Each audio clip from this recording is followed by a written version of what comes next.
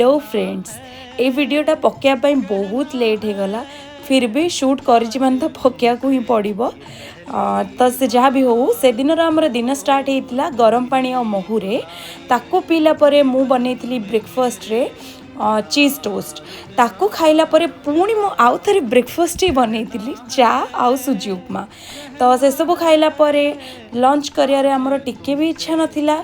तो आमे सेति पई बाहरी गलु टिके मार्केट। तो प्रथमे मु जाइली बिंदिनी सेठू मोर ड्रेस आउ साड़ी आनिबार थिला ताकू आनिकी पुणी थरे गली मु मैडम सा सेठी भी गोटे ड्रेस आनिली। आनिकी एमिति किणा किणी कर सारला परे घर को फेरला बेले आमे किछि स्नैक्स आनिकी घर को आस्तिलु। से सब खाइला परे मु स्टार्ट करथिली बनेबा डिनर, जोटा कि मु लंच पई कटाकटी करके रखी जेहेतु भोक नथिला तो बनै नथिली। तो राति रे बिग बॉस देखु देखु आमे डिनर भी करदेलु। एमिति रे हमर दिनटा समाप्त होला। रहुछि बाय।